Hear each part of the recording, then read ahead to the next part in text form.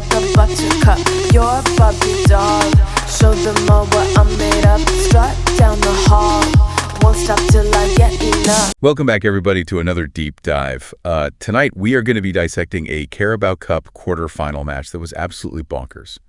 It was Tottenham versus Manchester United. You know you probably wanted to catch up on this one because Tottenham emerged victorious with a 4-3 win, securing their spot against Liverpool in the semifinals. But let's be honest, this match was more about the sheer absurdity of it all. Yeah. What's interesting is this match, it wasn't just a random goal fest.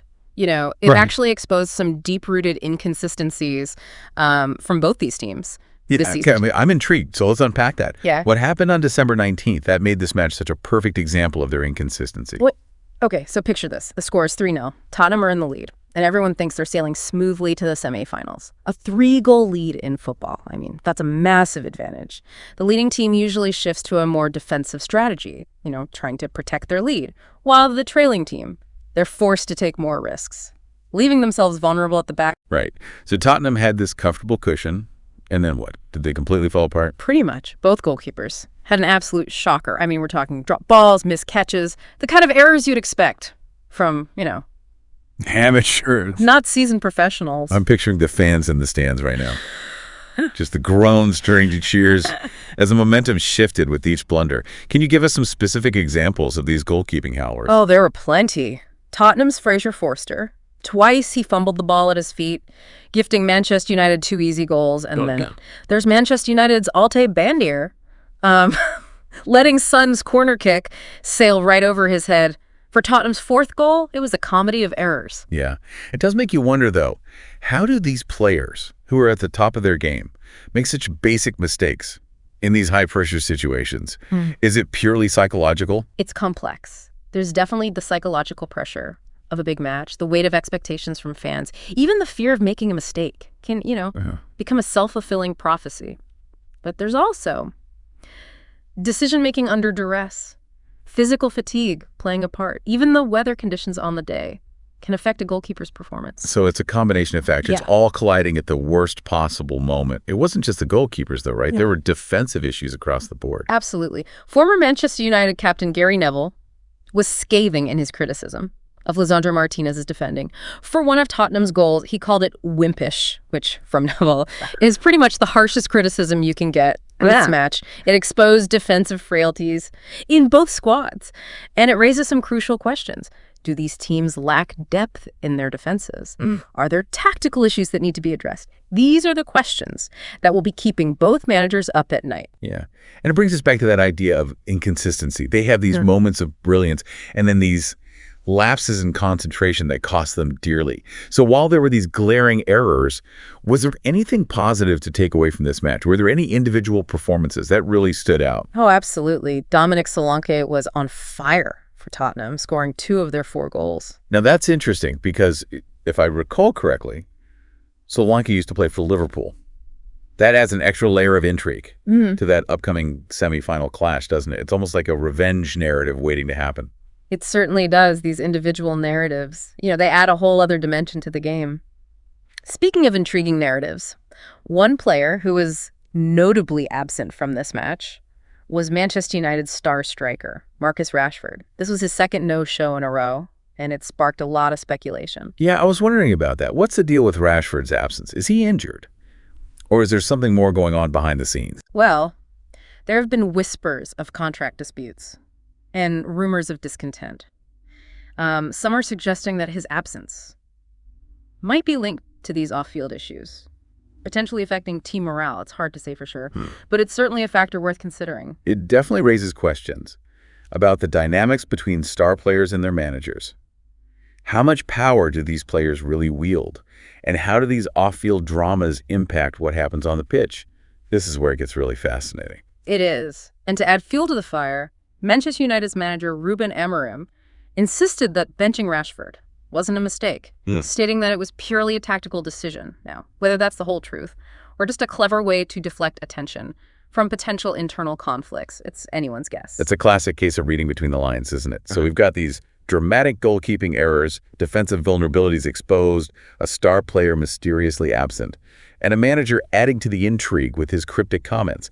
Tell me, what were the reactions from the managers after this roller coaster of a match? Well, Tottenham's manager, Ange Postecoglou, known for his dry wit, actually made a playful jab about entertaining the studio with his team's lack of tactics. That's classic Postecoglou. He acknowledges the chaos, the defensive errors. But there's a hint of pride in there, too. Like he's almost reveling in the unpredictability of it all. Yeah. I bet Amorim wasn't quite as jovial. Not quite. Amorim expressed frustration with his team disconnecting for those crucial 8 minutes. That allowed Tottenham back into the game. Imagine that, being 3-0 up and then letting it slip away. It's almost like those initial goals from Tottenham's mistakes lulled Manchester United into a false sense of security, and they lost their focus. Yeah, those 8 minutes were a microcosm of the inconsistency we've been talking about. They were in control. Then suddenly they weren't, and it cost them the match. So we have these two contrasting managerial styles, two teams battling inconsistency, and a whole lot of off-field drama brewing. What does this all mean for Tottenham and Manchester United going forward? Can either of them realistically challenge for the Carabao Cup title? That's the million-dollar question, isn't it? Can either of these teams, with all their inconsistencies and off-field drama, actually mount a serious challenge for the Carabao Cup? Exactly. I mean, both teams showed moments of brilliance, but also those glaring weaknesses. What needs to change for them to become contenders? Well, let's look at Tottenham first. They absolutely need to address their defensive vulnerabilities. They can't keep relying on outscoring their opponents. It's exciting to watch, sure, but it's not a sustainable strategy in the long run. Yeah, it's like they're playing with fire. Okay. Sooner or later, that high-risk, high-reward approach is going to backfire. Yeah. Especially against stronger opponents. Precisely. Now for Manchester United, it's all about finding that consistency. They need to close the gap between their best and worst performances. And of course, there's the Rashford enigma. They have to figure out a way to either integrate him back into the team or move forward without him. It's interesting you mention Rashford, because even when he has played this season, Manchester United's attack hasn't always been firing on all cylinders. They've looked quite static at times, lacking that fluidity and creativity we usually associate with them. That's a great observation. Yeah, it suggests that Rashford's absence might be a symptom of a larger tactical issue, rather than the root cause of their attacking struggles. Perhaps Amorim needs to experiment with different formations or personnel to unlock their attacking potential. And let's not forget the psychological impact of these off-field issues. Even if Rashford returns, will the team be fully united? Or will there be lingering tensions and doubts? Absolutely. Team chemistry is a fragile thing, and when Right. you have these high-profile disputes, it inevitably impacts the dynamics within the squad. It's something that Amorim will need to manage carefully if he wants to get the best out of his players. Speaking of managing carefully, let's dive into the post-match reactions. The pundits had a field day with this one, didn't they? Oh, they certainly did. Jamie Redknapp, the former Liverpool midfielder, didn't mince his words. He called the match a masterclass on how not to see a game out, specifically pointing to Tottenham's tendency to throw away leads. It's that classic Tottenham narrative, isn't it? They get themselves into a commanding position, then somehow manage to snatch defeat from the jaws of victory. Exactly. Redknapp even went as far as to question Tottenham's tactics, or perhaps lack thereof. He said, and I quote, "I do not know how the manager does it at times. He must be pulling his hair out. But some of the things are his fault, like passing the ball back to the goalkeeper.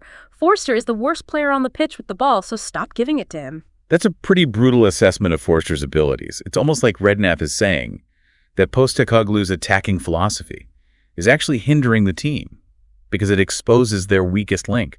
It's a valid point. There's a fine line between attacking flair and recklessness. And sometimes you need to adapt your tactics to protect your weaknesses, even if it means sacrificing some of that attacking intent. It makes you wonder if Postecoglou is being stubborn, or if he genuinely believes that this all-out attack approach is the best way to win trophies. It's hard to say for sure. Only time will tell if his philosophy will ultimately succeed.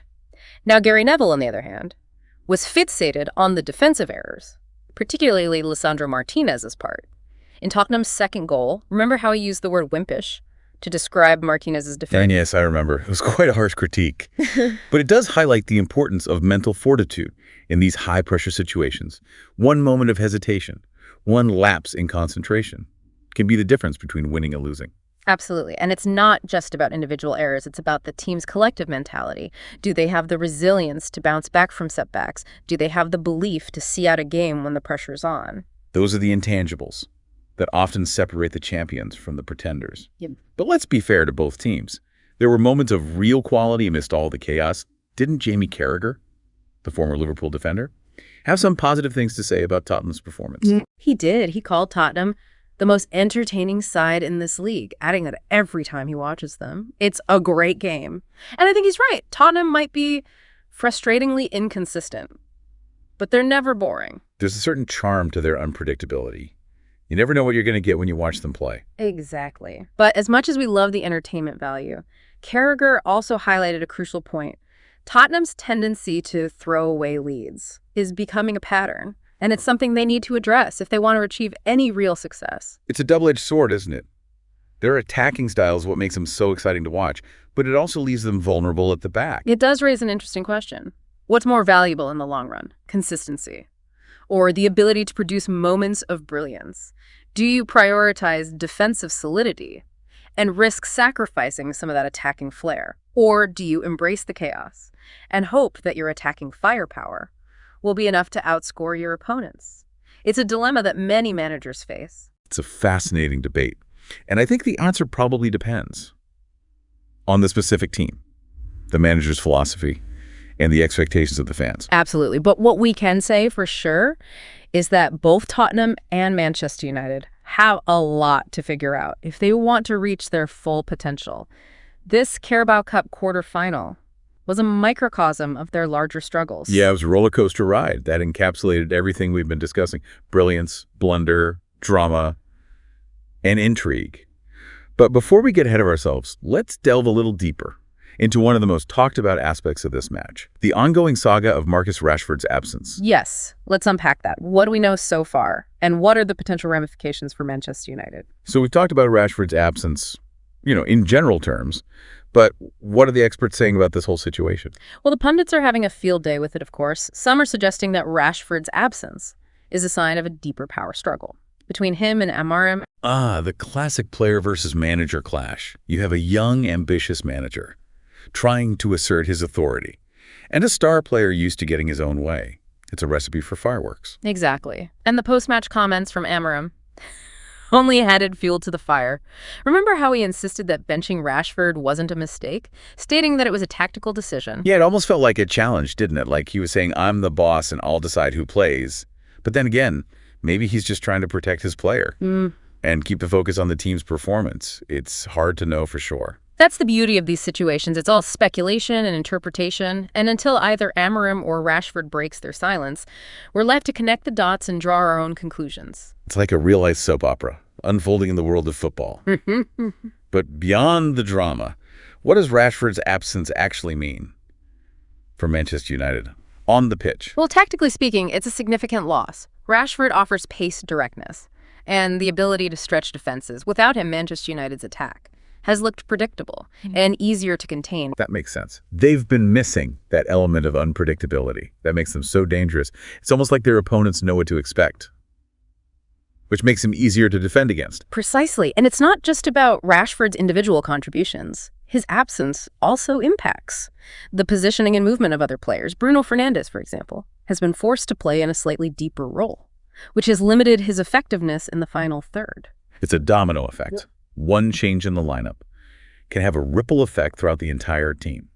And in Manchester United's case, it seems like Rashford's absence has disrupted their attacking flow and made them less potent as a unit. That's a great observation. It highlights the importance of squad depth and the ability to adapt to different situations. If Manchester United want to be serious contenders, they need to find a way to function effectively, even when key players are missing. So to answer our earlier question about whether these teams can challenge for the Carabao Cup, it seems like both Tottenham and Manchester United have some serious work to do. They both have moments of brilliance, but they also have these fundamental flaws that are holding them back. I agree. For Tottenham, it's about finding that defensive stability without sacrificing their attacking verve. For Manchester United, it's about finding consistency, solving the Rashford riddle, and rediscovering that winning mentality that has been missing in recent years. It sounds like a tall order, but hey, That's what makes football so unpredictable and exciting. It's the journey, the ups and downs, the triumphs and setbacks. That keep us coming back for more. Well said. And as we've seen in this match, even the most chaotic and error-filled encounters can offer valuable lessons and insights. Absolutely. So to our listeners, we say this. Keep an eye on these two teams. They might not be the finished product yet, but they're both capable of surprising us. And who knows, maybe one of them will even lift the Carabao Cup trophy come the end of the season. Until next time, keep exploring, keep learning, and keep diving deep. Sound the alarm. I'm coming up. We'll have a ball. I'm sweet like a buttercup. You're Bobby doll. Show them all